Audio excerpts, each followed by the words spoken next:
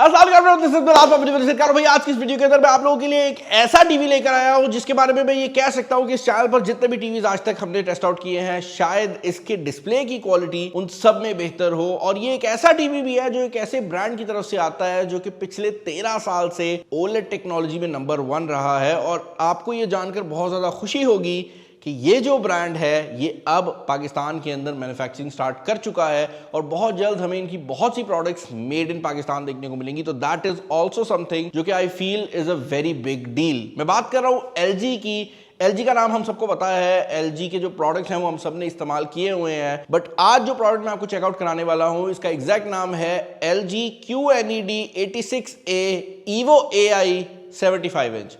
I don't know TV companies का क्या मसला है, वो जब भी नाम रखती है ना इतने खतरनाक किस्म का नाम रखती है ना कि मतलब आप डिस्टिंग्विश नहीं कर सकते कि टीवी का नाम है या कोई वैसे कोई मतलब जंग के दौरान यूज होने वाली चीज का नाम है। खैर ये जो टीवी है ये LG की QNED टेक्नोलॉजी के ऊपर आता है, जिसका मतलब ये है कि ये मिनी LED और QLED को मिलाकर बनाई गई टेक्नोलॉजी है। आसान कर देता हूं, जो QLED होती है भाई वो रंग कंट्रोल करती है और जो मिनी LED होती है वो बेसिकली ब्राइटनेस कंट्रोल करती है। आपको कुछ QLED टीवीज भी देखने को मिलते हैं जिनमें मिनी LED नहीं होता, तो वो सिंपल QLED टीवीज होते हैं। जब QLED को और मिनी LED को मिला दिया तो LG ने उसका अपना नाम रखा है QNED। अब ये जो मिनी LED टेक्नोलॉजी है इसका कुछ फायदा रहता है। इसका सबसे बड़ा फायदा ये रहता है कि आपको इसकी जो कंट्रास्ट रेशियो है वो बहुत मिलती है बेहतर। फॉर एग्जांपल मैं इसको अगर यहाँ पर बंद करूं तो आप एक चीज नोटिस करेंगे, जैसे ही स्क्रीन बंद हुई है जो एरिया ब्लैक है वो प्रॉपर ब्लैक नजर आ रहा है, लेकिन जहां पर उसने डिस्प्ले देना है वो डिस्प्ले दे देता है। जिस तरह मोबाइलों में भी देखते हैं कि OLED डिस्प्ले होता है, ये 100% वही वाली टेक्नोलॉजी है। और यहाँ पर जो इसका फायदा है सबसे बड़ा वो ये है कि इस टेक्नोलॉजी के अंदर आपको जो कलर कंट्रास्ट रेशियो है वो अच्छी देखने को मिल जाती है। And more importantly mini LED का स्पेसिफिकली ये फायदा है कि इसकी ब्राइटनेस बहुत ज्यादा बेहतर होती है। इस टाइम वीडियो को रिकॉर्ड करने के लिए हमने इसकी ब्राइटनेस को काफी कम किया हुआ है, क्योंकि अगर मैं इसको 100% पीक ब्राइटनेस पे डालता हूं तो ये टीवी इतना ब्राइट हो जाता है कि कैमरास के लिए मुश्किल हो जाता है। तो हमने इसको भी 30% ब्राइटनेस पे किया हुआ है, क्योंकि इसकी जो ब्राइटनेस है अराउंड 1200-1300 निट्स के करीब जो इस टीवी की ब्राइटनेस है वो है। अच्छा, मैंने वीडियो के शुरू में आपको बताया था कि this is probably the best quality वाला टीवी जो कि हमने यहाँ पर चेकआउट किया है। इसके डिस्प्ले के ऊपर एक और चीज जो कि ऐड करना बहुत ज्यादा जरूरी है वो ये है कि this is a 144 hertz refresh rate वाला डिस्प्ले। टेक्निकली इसकी जो डिस्प्ले है वो 120 हर्ट्ज है, बट गेमिंग के अंदर अगर आप प्ले स्टेशन वगैरह लगाते हैं तो ये 144 हर्ट्ज तक भी जा सकता है। मुझे ऐसा लगता है कि बहुत कम लोग हैं जो कि 120 FPS की गेमिंग करते हैं, बट अगर आप उनमें से हैं तो दिस टीवी सपोर्ट्स दैट और आप हाई जो रिफ्रेश रेट वाली गेमिंग है वो कर सकते हैं। इनफैक्ट अगर आप रिफ्रेश रेट की बात कर ही रहे हैं तो इस टीवी का एक बहुत बड़ा हाईलाइट ये है कि LG ने इसके अंदर अपना लेटेस्ट A8 AI वाला प्रोसेसर जो है वो लगाया है। और इस टीवी के अंदर AI सिर्फ जो है वो आपकी पिक्चर क्वालिटी को बेहतर करने के लिए नहीं, बल्कि एक्चुअल में एज अ बॉट भी अवेलेबल है। अगर आप टीवी के रिमोट की बात करते हैं तो यहाँ पर भी एक AI का बटन दिया गया है, जिसको बुलाने पर आपका अपना जो AI है वो सामने। आई डोंट नो हर चीज में AI की जरूरत है या नहीं, बट चुप कर जा। आई डोंट नो हर चीज़ में AI की ज़रूरत है या नहीं, बट ये बेसिकली बॉट उन लोगों के लिए बनाया गया है जिनको खुद सेटिंग करनी नहीं आती। तो अगर आप इसको कहते हैं कि मैं गेमिंग करने लगा हूँ, मेरा गेमिंग मोड ऑन कर दो, तो ये कर सकता है। कहने का मकसद ये है कि अब आप अपने टीवी को भी बोल के कंट्रोल कर सकते हैं। मैं पर्सनली इस चीज़ को यूज़ नहीं करता क्योंकि मुझे एग्जैक्टली पता होता है, बट इसकी जो अच्छी बात है वो ये है कि ये AI सजेशंस भी दे देता है। फॉर एग्जाम्पल अगर आप प्ले स्टेशन को ऑन करते हैं तो ऑटोमेटिकली ये AI सजेस्ट कर देता है कि भाई प्ले स्टेशन मैंने डिटेक्ट किया है, एक गेमिंग कंसोल है, तो मैं गेम मोड ऑन कर दूं। या अगर आप म्यूजिक सुन रहे हैं तो ये म्यूजिक को जो है वो रिकमेंड कर देता है। एक और चीज जो कि मुझे बड़ी पसंद आई है वो ये है कि AI के अंदर ही इस टीवी में जो है वो AI कैलिब्रेशन भी दी गई है। तो फॉर एग्जांपल अगर आप साउंड की बात करते हैं, आपने इक्वलाइजर सेट करना है लेकिन आपको समझ नहीं आ रही कि क्या करूं, तो इसके अंदर एक मोड दिया गया है जो कि AI का यूज करता है। ये आपको 4 डिफरेंट साउंड सुनाएगा और ये काम कोई 7 बार करेगा और उसके बाद आपका इक्वलाइजर खुद बना के दे देगा। कहने का मकसद ये है कि वो एक एक जो नॉब ऊपर नीचे करनी होती थी वो दौर चले गए हैं। अब आपको ये 4 डिफरेंट साउंड सुनाएगा, आपसे पूछेगा भाई कौन सा अच्छा लग रहा है, और उसके हिसाब से आपके टीवी की जो मुकम्मल सेटिंग है वो परफॉर्म कर देगा। तो AI वाली चीज़ इस टीवी के अंदर काफ़ी इंटरेस्टिंग है। लेकिन इस टीवी की एंड इन पर्टिकुलर एलजी के टीवीज की एक चीज जो कि आप लोगों के लिए बहुत ज्यादा इंपॉर्टेंट है जानना, वो ये है कि these are not android TVs. Pakistani market के अंदर एंड्रॉइड टीवीज काफी ज्यादा पॉपुलर हैं और एंड्रॉइड टीवीज का फायदा ये होता है कि आपको एक काफी अच्छी प्राइस टैग में स्मार्ट टीवी देखने को मिल जाता है। उसका एक और फायदा ये भी होता है कि आपके पास गूगल का प्ले स्टोर अवेलेबल होता है जिसमें बहुत ज्यादा एप्लीकेशंस होती हैं। बट एंड्रॉइड टीवी का जो नुकसान है वो ये है कि आप कोई भी एंड्रॉइड टीवी उठा के देख लें, वो एक टाइम के बाद स्लो हो जाता है। यहां पर जो ऑपरेटिंग सिस्टम दिया गया है उसका नाम है वेब ओएस और ये एलजी का अपना बनाया हुआ ऑपरेटिंग सिस्टम है। अब क्योंकि ये एलजी ने खुद बनाया है और इस टीवी के लिए ही बनाया है, इसका फायदा ये है कि ये एंड्रॉयड की तरह स्लो नहीं होगा। इसका एक और फायदा ये भी है कि क्योंकि ये खास तौर पर इस पर्टिकुलर टीवी के लिए बनाया गया है तो आपको जो ग्लिचेस हैं वो नजर नहीं आएंगे, क्योंकि एंड्रॉयड एक सॉफ्टवेयर है जो सबके लिए बनाया जाता है, ये खास तौर पर इसी के लिए बनाया गया है। ये वैसे ही है जिस तरह हम आईफोन के केस में देखते हैं कि पुराना 6 प्लस भी होता है ना, तो वो गुजारे लायक आपको परफॉर्मेंस दे रहा होता है। तो ये जब पुराना भी हो जाएगा टीवी तब भी ये जो ऑपरेटिंग सिस्टम है स्लो नहीं होगा। ये काफी हद तक वो भी चीज है कि जिस तरह पहले कैलकुलेटर्स हुआ करते थे, स्मार्ट कैलकुलेटर्स, कभी वो स्लो होते थे, तो ये उसी तरह की सिचुएशन है। लेकिन ये बात जरूर है कि क्योंकि ये वेब ओएस है तो इसकी जो ऐप सिलेक्शन है वो किसी भी तरह से गूगल प्ले स्टोर की ऐप सिलेक्शन से आप कंपेयर नहीं कर सकते।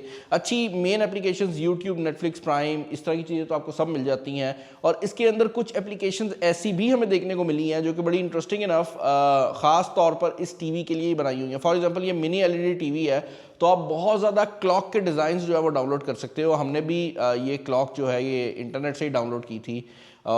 आप काफ़ी डिफरेंट डिज़ाइन के जो क्लॉक्स हैं वो डाउनलोड कर सकते हो। वैसे मेरा जो फेवरेट है वो एक और क्लॉक है जो कि मेरी टीम होपफुली आपको बी रोल के अंदर दिखा देगी। अब इस टीवी के पूरे पजल का एक और बहुत बड़ा हिस्सा जो है वो एलजी का फ्री स्पेस रिमोट है। अब ये जो रिमोट है ये रिचार्जेबल नहीं है, तो आपको इसके अंदर सेल डालने पड़ेंगे जो कि मेरे ख्याल से रिचार्जेबल होना चाहिए था। बट जो इस रिमोट कंट्रोल की मजेदार बात है वो ये है कि ये खास तौर पर इस टीवी के लिए बनाया गया है। आप इसको नॉर्मल रिमोट की तरह यूज कर सकते हैं, यानी कि आप इसके ऊपर बटन दबाकर पूरा जो एरिया है वो स्क्रॉल कर सकते हैं। बट इसके अंदर एक जो है होवरिंग की फंक्शनैलिटी भी मौजूद है जहां पर आप इसे एज अ माउस इस्तेमाल कर सकते हैं और आप जिस तरफ रिमोट को मूव अराउंड करेंगे ये उस तरफ जाएगा and this is very responsive.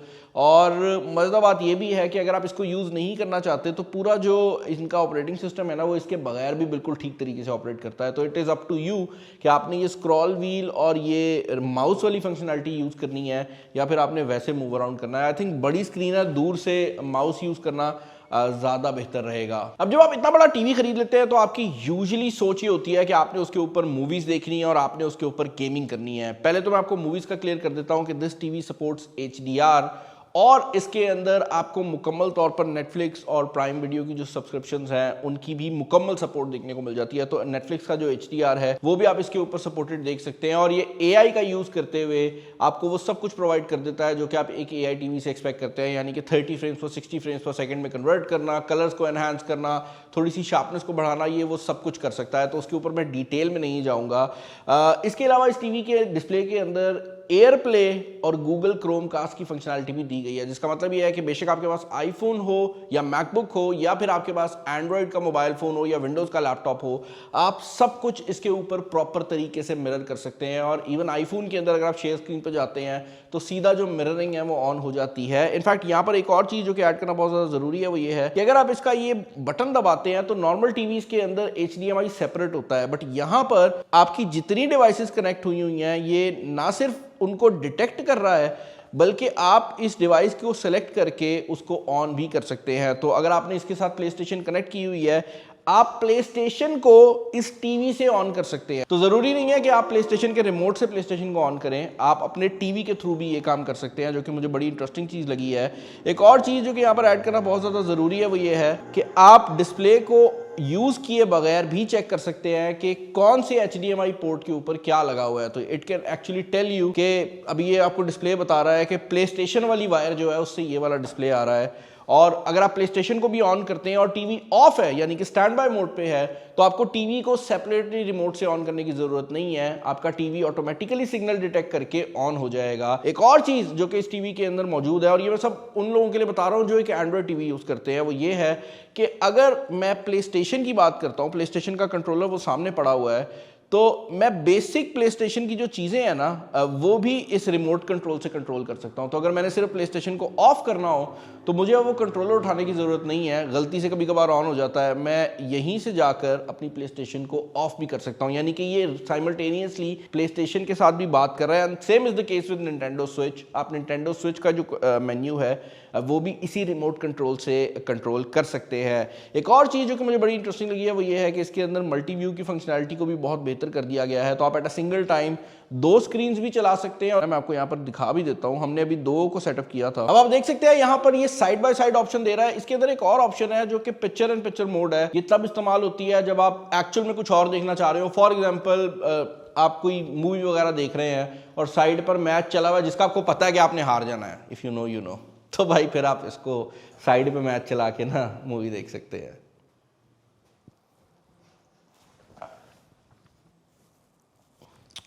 मैं तो नहीं रो रहा।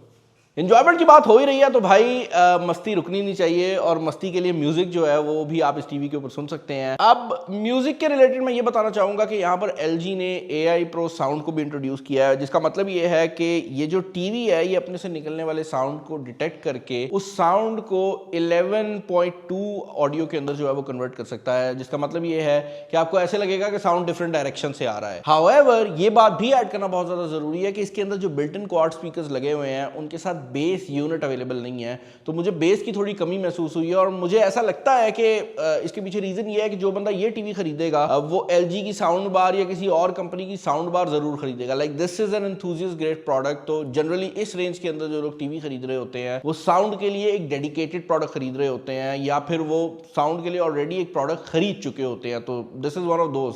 स्पीकर इसके अंदर मौजूद है, बट अगर आपने फुल एक्सपीरियंस लेना है तो आई विल रिकमेंड कि आप इसके साथ साउंड बार जरूर लगाएं। बाकी भाई ओवरऑल अगर आप इस टीवी के रिलेटेड मेरे ओपिनियन जानना चाहेंगे या इन जनरल LG के रिलेटेड मेरे ओपिनियन जानना चाहेंगे तो मैं सिर्फ यही कहूंगा कि it is always good to see good competition. और LG एक ऐसा ब्रांड है कि हम सब ने उसको इस्तेमाल किया हुआ है, तो I am just looking forward to the fact कि हमें और क्या क्या मॉडल्स जो हैं वो इस कंपनी से देखने को मिलते हैं। एंड यह मैं डिस्क्रिप्शन में लिंक छोड़ दूंगा इफ़ यू वांट टू सी कि ये मॉडल या इसके अलावा और कौन कौन से मॉडल्स आए हैं। मैं LG की ऑफिशियल वेबसाइट का लिंक डिस्क्रिप्शन में छोड़ दूंगा। आई होप ये वीडियो आपको पसंद आई होगी। चैनल पर नए चैनल को सब्सक्राइब कर लें। इस वीडियो में इतना ही। This is Bilal signing off. अल्लाह हाफिज़।